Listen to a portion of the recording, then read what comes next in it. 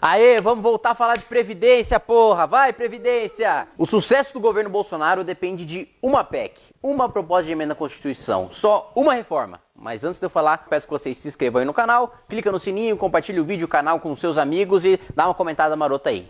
A reforma mais importante para o governo Bolsonaro é a reforma previdenciária. E às vezes o pessoal fica meio confuso, tipo, mas por que a reforma previdenciária? Não é mais importante antes fazer uma reforma política? Não é mais importante antes fazer uma reforma tributária? Não é mais importante antes diminuir os impostos? Antes de qualquer coisa, para fazer tudo isso, você precisa fazer uma reforma previdenciária. Mas como assim? Por que a gente precisa mudar a Previdência para depois fazer uma reforma política? Ou por que a gente precisa mudar a Previdência para depois fazer uma reforma tributária? A reforma tributária, a resposta é bem mais simples, né? Para você baixar imposto, você precisa baixar os gastos do governo. Se vem um liberal populista para você e fala que vai reduzir todos os impostos sem cortar nenhum tipo de gasto, sem cortar benesse de funcionário público, sem cortar cargo comissionado, sem cortar ministério, sem privatizar estatal, ele está basicamente jogando a dívida para o futuro porque o governo tem despesa para pagar e não vai ter dinheiro suficiente porque a arrecadação vai diminuir com o corte de impostos. Então, primeiro, antes de qualquer coisa, você precisa cortar gasto. Mas por que começar cortando gasto na Previdência? Porque a Previdência é o maior gasto que a gente tem. Você pode somar saúde, todo investimento de saúde, tudo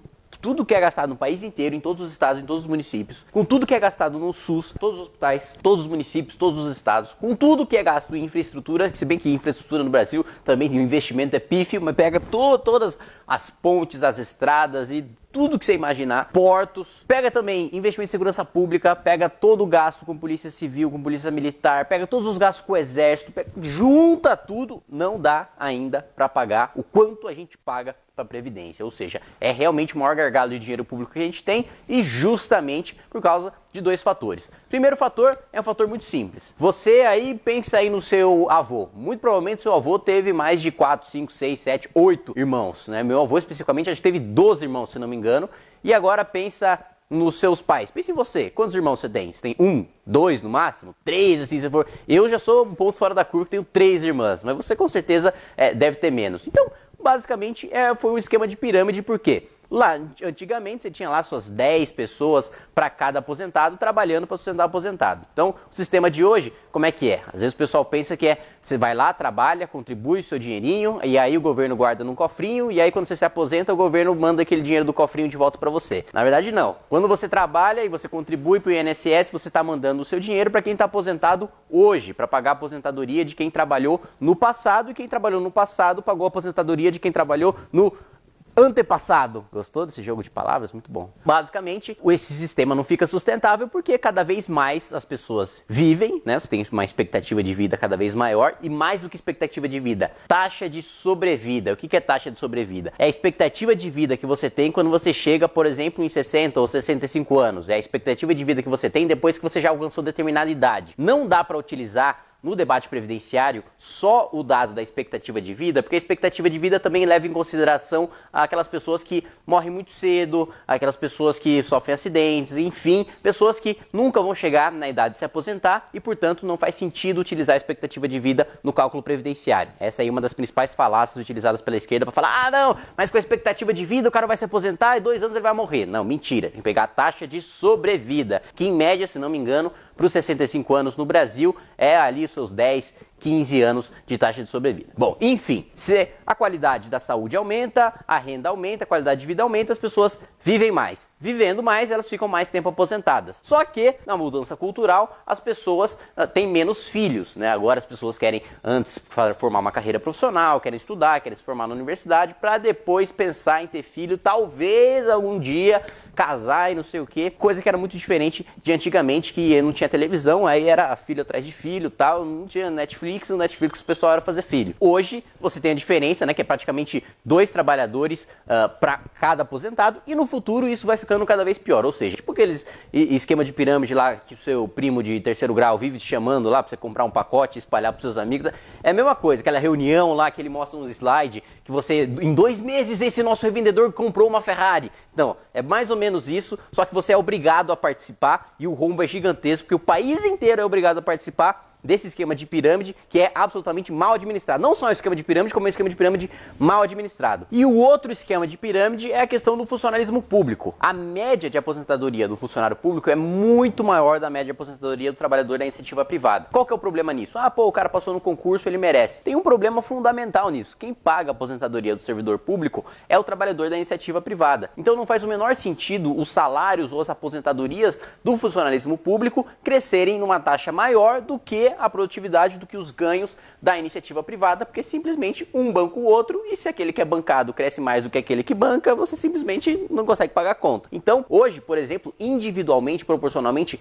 cada beneficiário aí do regime próprio de previdência, o regime próprio de previdência, quando vocês lerem na imprensa RPPS, é basicamente aquele regime dos servidores públicos. O regime próprio de previdência, então os beneficiários do regime próprio, basicamente hoje, individualmente, causam um déficit, em média, 16 vezes maior do que um beneficiário do INSS, do RGPS, do Regime Geral de Previdência. Então, o Regime Geral de Previdência é o que a maior parte da população vive, trabalhador da iniciativa privada, vai lá, contribui e depois se aposenta, diferente do RPPS. Então, RGPS e RPPS. Aliás, vou até pedir para o editor colocar escrito aqui para ficar mais claro.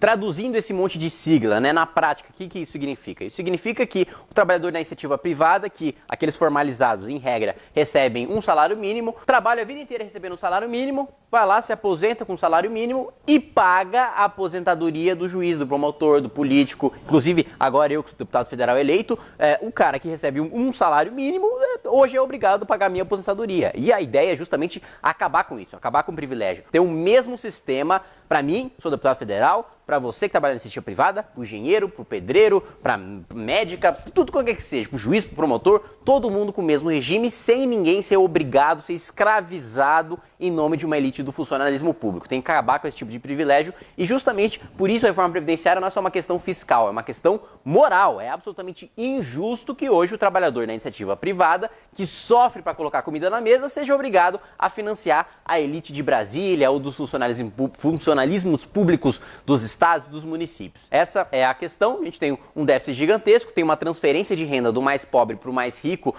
E esse é outro ponto importante. A esquerda vive falando que quer defender os direitos, que quer combater a desigualdade social, mas hoje o maior causador de desigualdade social, o maior sistema que aprofunda a distância do mais rico para o mais pobre, chama-se Previdência Social. Porque basicamente é um sistema que tira, como eu disse para vocês, do cara que recebe um salário mínimo para dar para aquele cara que recebe mais de 30 mil reais por mês. É sistematicamente um sistema de transferência de renda do mais pobre para o mais rico. Então, quando o cara fala que ele é contra a reforma da Previdência porque ele quer proteger os mais pobres, ele ou não sabe do que ele está falando, ou ele é um canalha, porque na verdade é justamente o contrário que ele está fazendo. Ajudaria os mais pobres a ter um sistema igual para todo mundo, em que os mais pobres que trabalham na iniciativa privada, em regra, não financiariam os servidores públicos. Agora, é claro que sempre vocês vão ver, é auditor da Receita, é juiz, é promotor, é político, então o cara está querendo defender o seu. O cara quer fazer com que você continue pagando a aposentadoria dele. Então, economicamente, é justamente por causa disso que a gente precisa começar pela reforma previdenciária, porque aí você baixa os custos do governo, assim você pode começar uma discussão sobre corte de impostos, e aí você já simplifica os impostos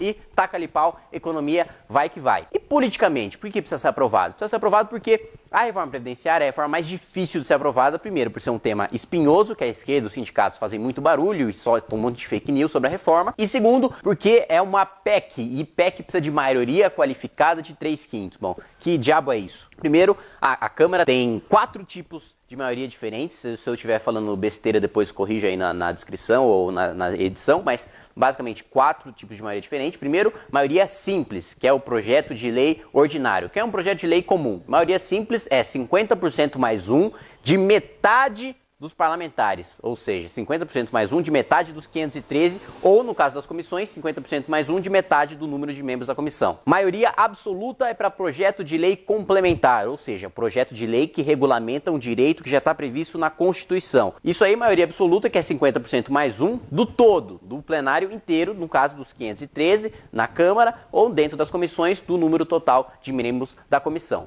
Tem a terceira, que é a maioria qualificada de 3/5, que é 3/5 dos deputados, 308, se não me engano, 3/5 dos senadores, e tem que votar para aprovar uma proposta de emenda à Constituição. Para modificar a Constituição, você precisa passar numa votação de 3/5 em 2 turnos na Câmara e no Senado. Ou seja, 3/5 dos deputados aprovam na Câmara, 3/5 dos deputados aprovam na Câmara de novo, aí 3/5 dos senadores aprovam no Senado e 3/5 dos senadores mais uma vez aprovam no Senado. Ou seja, é uma demonstração de força política gigantesca. O Bolsonaro aprovando isso, todo o resto fica fácil, todas as outras pautas são menos espinhosas e exigem menos maioria. Aliás, esqueci da quarta maioria, que é do impeachment, né? Que é a maioria de 2/3 para você caçar o presidente da República e seus direitos políticos, que é o que a gente teve aí no impeachment da Dilma. Então, politicamente é uma demonstração de força muito grande e tudo o resto que vier vai ser num clima agradável, vai ser num clima de bonança, porque a economia vai estar crescendo, o mercado vai estar sinalizando, o dólar vai estar caindo, a bolsa vai estar subindo, vai começar a geração de emprego e renda, a expectativa de melhora vai gerar uma melhora imediata, porque o cara fala, pô, peraí, o governo brasileiro está fazendo uma reforma da Previdência. Isso significa que as contas vão ficar em dia. Isso significa que eu posso emprestar dinheiro para o governo brasileiro sem me preocupar, porque eu não vou tomar calote. E isso significa também que o dinheiro vai ficar mais barato. O que significa o dinheiro mais barato? Significa o juro mais baixo. O juro, basicamente, é o preço do dinheiro. Com o dinheiro ficando mais barato, porque você tem mais oferta de dinheiro no mercado, mais empresários vão lá e falam, opa, vou pegar um empréstimo aqui para abrir uma barraca de hot dog, vou abrir um empréstimo aqui para abrir uma concessionária, vou pegar um empréstimo aqui para abrir um restaurante. Esse empréstimo se transforma no investimento, que se transforma em emprego, que se transforma em aumento de produtividade, que se transforma em renda, que se transforma em mais empregos, melhores e com maiores salários. Então, justamente você tem esse efeito em cascata que permite com que o Bolsonaro tenha um cenário político favorável para, por exemplo, pensar num voto distrital misto, numa mudança para o parlamentarismo. É isso aí, gente. Basicamente, essa é a importância da gente fazer uma reforma previdenciária, a reforma das reformas. Se possível, até eu pessoalmente vou lutar para que já seja aprovado um primeiro texto já nesse ano, ainda no governo Temer, um texto paliativo, assim, só para dar uma segurada, só colocar um band-aid, para depois, no ano que vem, a gente fazer uma reforma estruturante aí com os planos do Paulo Guedes. É isso aí, pessoal. Muito obrigado. Forte abraço. Inscreva-se no nosso canal youtube.com/mblivre. Precisamos da sua ajuda. Acesse mbl.org.br/contribua.